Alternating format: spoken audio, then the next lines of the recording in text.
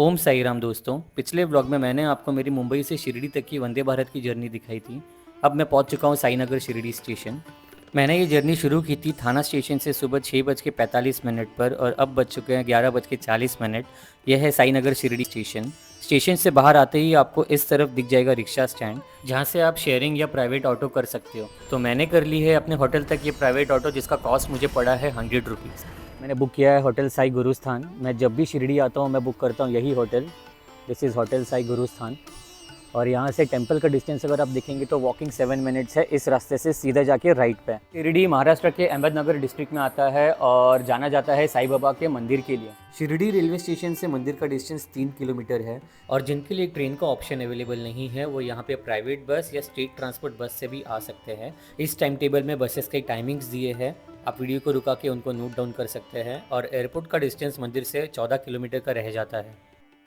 शिरडी में आकर अगर आप रुकना चाहते हैं तो मंदिर की ऑफिशियल वेबसाइट या एमटीडीसी की साइट पर जाकर रूम बुक कर सकते हैं। इसके अलावा आपके पास प्राइवेट होटल्स में रहने का भी ऑप्शन खुला रहता है। मैं पहुंच चुका हूं साईं बाबा समाधि मंदिर के परिसर में और सामने देख पा रहा हूं मंदिर का कलश, जिसे गोल्डन व्यू ऑफ टेम्पल भी कहा जाता है। इस रास्ते से आने के बाद आप पहुंच जाते हैं गेट नंबर 7 और 8 की तरफ, जहां से नॉर्मल दर्शन क्यू शुरू होती है। यह है एंट्रेंस जहां से नॉर्मल दर्शन के लिए लाइन शुरू होती है। भक्त यहां से ही अंदर जाते हैं और यहां पे आपको जगह जगह पर शू स्टैंड और मोबाइल लॉकर भी मिल जाएंगे। अगर आपको दर्शन की लाइन में ज़्यादा देर तक खड़े रहना पसंद नहीं है तो आप पेड दर्शन भी ले सकते हैं। आपको आ जाना है गेट नंबर 6, जो आप सामने देख रहे हैं। यह है पेड पास काउंटर, यहाँ से आपको पेड पासेस मिल जाएंगे। यह है श्री साईं बाबा का मुख्य समाधि मंदिर, जिसे बूटीवाड़ा के नाम से भी जाना जाता है। ऐसा कहा जाता है कि बाबा ने सपने में आकर श्री गोपाल राव बूटी और श्री माधवराव देशपांडे ये वाड़ा बनाने का आदेश दिया था, जिसे पहले दगड़ीवाड़ा, फिर बूटीवाड़ा और अंत में समाधि मंदिर के नाम से जाना जाने लगा। मैंने लिया था पेड दर्शन पास, तो मुझे 20 मिनट में ही बाबा की मूर्ति के और समाधि के दर्शन हो गए। आइए अब चलते हैं आगे और घूमते हैं बाकी की शिरडी। एक बात और, यहाँ पे आपको अंदर फूल और माला ले जाना मना है, तो कृपया करके बाहर बेचने वालों से कुछ मत लीजिएगा। समाधि मंदिर से बाहर आने के बाद मैं पहुँच गया हूँ गुरुस्थान। ये वही जगह है जब सन 1854 में बाबा 16 साल की उम्र में शिरडी में पहली बार आए थे, तो उन्हें यहीं पे इस नीम के पेड़ के नीचे बैठा देखा गया था। द्वारका माई में रहने से पहले इसी पेड़ के नीचे इन्होंने अपनी ज़िंदगी के 4 से 5 साल बिताए और इसी जगह पर साईं बाबा के गुरु की समाधि होने की वजह से इस स्थान को गुरुस्थान कहते हैं। अब आगे बढ़ते हैं लिंडी बाग की तरफ। ये वही बाग है जिसमें ज़्यादातर पेड़ पौधों को साईं बाबा ने अपने हाथों से लगाया है। यह है लिंडी बाग। सामने है पिलर जिस पर बड़ा सा ओम लिखा हुआ है और आसपास जितने भी बड़े पेड़ हैं, हो सकता है बाबा ने इनमें से कई पेड़ों को अपने हाथों से ही लगाया हो। बाबा को बच्चे बहुत पसंद थे और इस बाग में बाबा बच्चों के साथ खेला भी करते थे। सामने है नंदादीप, जहां हम अब आगे जाएंगे।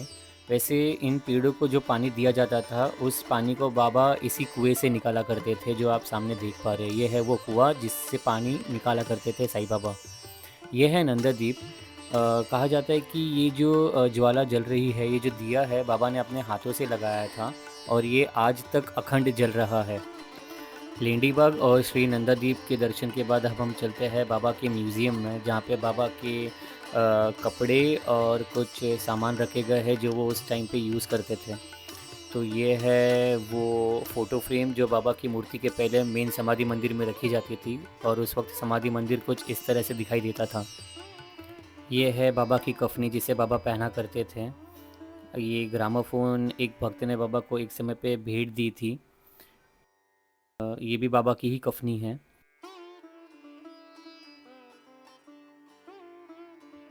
श्री कृष्ण की मूर्ति और दत्तात्रेय की मूर्ति आप जो देख रहे हैं, ये ओरिजिनली बनाई गई थी बूटीवाड़ा में स्थापित करने के लिए। ये वो बर्तन है जिसमें साईं बाबा अपने हाथों से खाना बनाकर अपने भक्तों को खिलाया करते थे।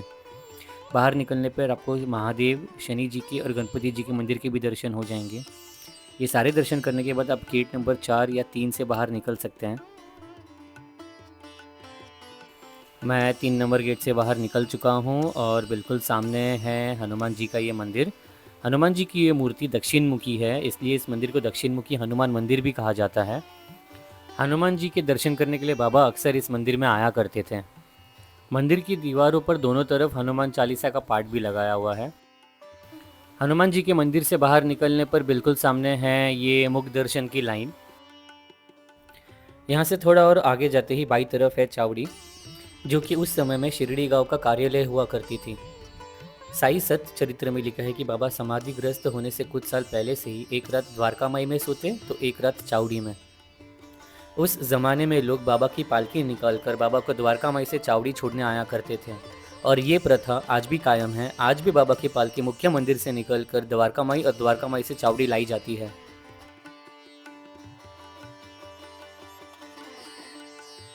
चावड़ी से बाहर आते ही बिल्कुल सामने है बाबा के परम भक्त हाजी अब्दुल बाबा की कुटिया, जहां वो रहा करते थे। तो आइए चलते हैं अंदर और जानते हैं कुछ हाजी अब्दुल बाबा के बारे में। साई सत चरित्र में लिखा है कि हाजी अब्दुल बाबा साईं बाबा को कुरान पढ़कर सुनाया करते थे। ये साईं बाबा के सेवक है हाजी अब्दुल बाबा। बाबा की खिदमत करते थे, बाबा की खिदमत गुजार है। बाबा के साथ 1889 से लेके 1918 तक थे। बाबा के ज़माने में यहाँ झोपड़ी थी। बाबा को ये कुरान पाक पढ़ के सुनाते थे। ये ओरिजिनल तस्वीर है। बाबा ने समाधि ली, उसके बाद 1954 तक समाधि की देखभाल पूजा अब्दुल बाबा करते थे।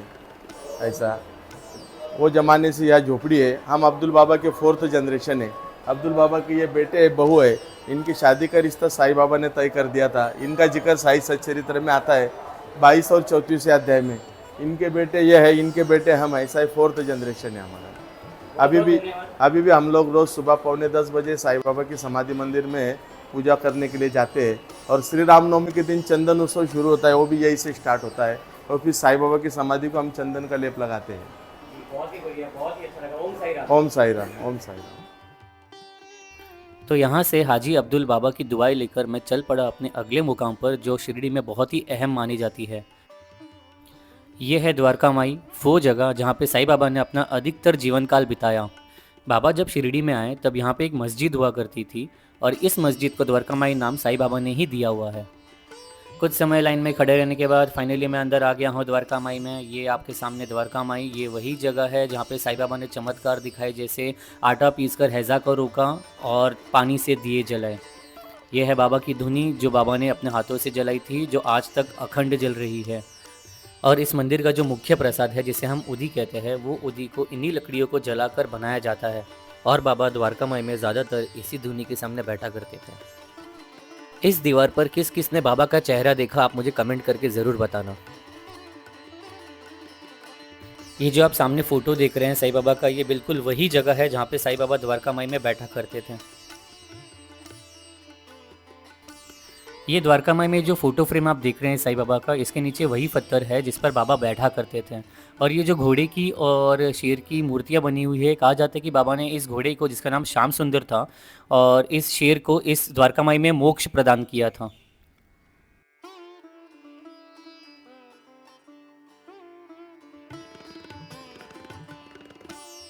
तो दर्शन करके मैं आ गया हूँ द्वारका माई से बाहर और बिल्कुल सामने है ये बुक स्टोर, जहाँ पे आप साई सच्चरित्र और बाबा की जीवन काल से जुड़ी अन्य किताबें यहाँ से खरीद सकते हैं अलग अलग भाषाओं में। और इसी दुकान के बिल्कुल बगल में है ये प्रसाद काउंटर, जहाँ पे आपको 10 रुपये देने होते हैं पर प्रसाद पैकेट के लिए, जिसमें होता है एक बूंदी का लड्डू।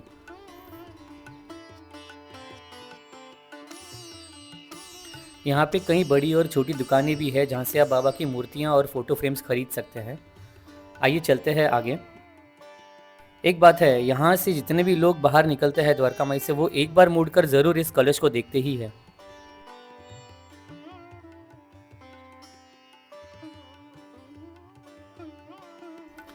तो द्वारका माई से बाहर आने के बाद मैं पहुंच चुका हूं इस साई पालकी उद्यान में, जो कि गेट नंबर 4 के बिल्कुल सामने है।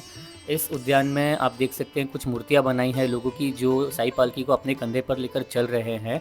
इसी तरह से साई पालकी आज भी लोग लेके आते हैं अलग अलग जगहों से इस साई मंदिर में। और उसी के पीछे है ये साई बाबा की ये भव्य मूर्ति, जहाँ पे साई बाबा को हाथ में घड़ा पकड़े दर्शाया हुआ है। और ऐसा प्रतीत होता है कि बाबा किसी पेड़ या पौधे को अपने हाथों से पानी दे रहे हो।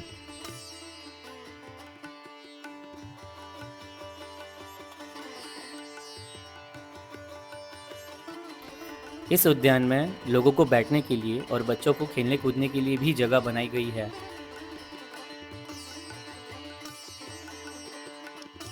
साई पालकी उद्यान घूमने के बाद मैं चल पड़ा हूँ थोड़ा आगे एसटी बस स्टैंड की ओर, जहाँ पे आपको दिख जाएगा श्री साई बाबा हॉस्पिटल।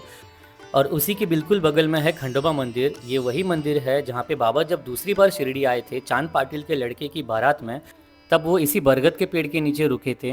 तब इस खंडोबा मंदिर के पुजारी और बाबा के परम भक्त म्हालसापति जी ने उनको आओ साई बोलकर संबोधित किया था और उनका स्वागत किया था शिरडी में।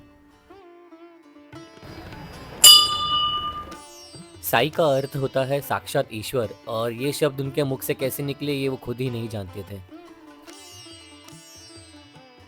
ये खंडोबा मंदिर की वही दहलीज है जब किसी समय में बाबा ने यहाँ पे अपने कदम रखे होंगे। ये है म्हालसापति जी जो बाबा के परम भक्त रह चुके हैं, और कहा जाता है कि बाबा के समाधिग्रस्त होने के 4 साल के बाद ही इन्होंने भी अपना देह त्याग कर दिया। भगवान खंडोबा का यह मंदिर 500 से 600 साल पुराना माना जाता है, और यहाँ पे भगवान खंडोबा अपनी दोनों ही पत्नियाँ म्हालसाई और बानाई के साथ देखे जा सकते हैं। वहीं पर आपको दिख जाएंगी साईं बाबा की और म्हालसापति जी की मूर्तियाँ जो दर्शाती है आओ साई वाले प्रसंग को।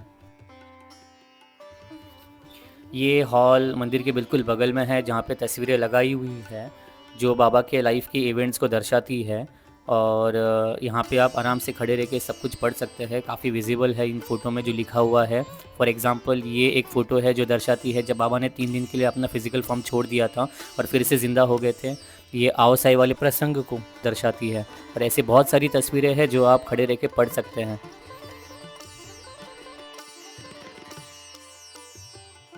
भगवान खंडोबा के दर्शन करने के बाद आइए चलते हैं इसी परिसर में बने एक और मंदिर में जो है छोटे बाबा का मंदिर। यहाँ पे छोटे बाबा जी की समाधि है जो कि बाबा के परम भक्त रह चुके हैं। और ये जो पेड़ आप देख रहे हैं ये वही पेड़ है जहाँ पे बाबा जब चांद पाटिल की लड़की की शादी में आए थे बाराती बोलकर, तो वो इसी पेड़ के नीचे रुके थे और म्हालसापति जी ने उनका स्वागत इसी पेड़ के यहाँ आकर किया था। यह है छोटे बाबा जी की समाधि और उनकी मूर्ति।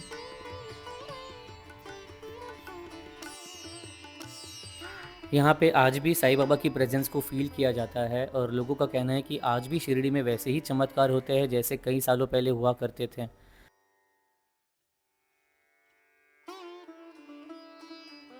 शिरडी में पेरू या अमरूद बहुत अच्छे मिलते हैं, तो आप यहाँ पे आके इनके अमरूद खाकर मुझे बताना कमेंट में आपको यहाँ के अमरूद कैसे लगे।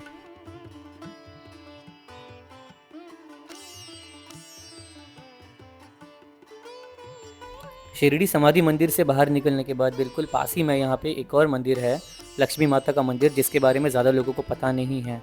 इस मंदिर के अंदर आपको दिख जाएगी साईं बाबा की एक बहुत ही सुंदर प्रतिमा, और आपको दर्शन हो जाएंगे नवग्रह के और अष्टलक्ष्मी माता के। इस मंदिर में बाबा भी आकर लक्ष्मी जी की पूजा किया करते थे। तो अगली बार जब आप शिरडी आएंगे तब इस मंदिर के दर्शन करना मत भूलिएगा। यहाँ गेट नंबर 5 से बाहर निकलने के बाद रास्ते के उस तरफ आपको दिख जाएगा प्रसाद का एक दुकान, जहाँ पे आपको लड्डू के अलावा और भी अलग अलग तरह के प्रसाद मिल जाएंगे।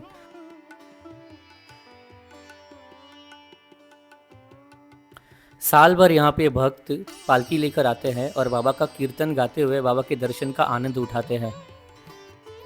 यह है साई आर्ट गैलरी, जिसके बारे में अधिकतर लोग जानते नहीं हैं, तो आप मेरा अगला वीडियो ज़रूर चेक कीजिएगा।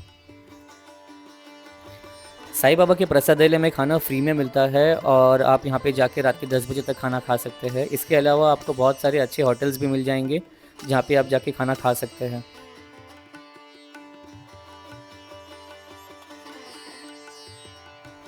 समाधि मंदिर से कुछ 2.5 किलोमीटर दूर इंडिया का पहला डिवोशनल थीम पार्क बना है और इसे साई तीर्थ के नाम से जाना जाता है। यहाँ पे आपको कई बड़े मंदिरों के रेप्लिकास देखने के लिए मिल जाएंगे और आप यहाँ पे आके एक्रोबेटिक शो और लेज़र शो का भी मज़ा ले सकते हैं। जो लोग शिरडी नहीं आए हैं वो यहाँ आकर एक बार बाबा का दर्शन ज़रूर करें। और अगर आप लोगों को मेरा ये वीडियो अच्छा लगा तो मेरे चैनल को सब्सक्राइब करके मेरे वीडियो को लाइक और शेयर ज़रूर करना। तब तक के लिए ओम साई राम।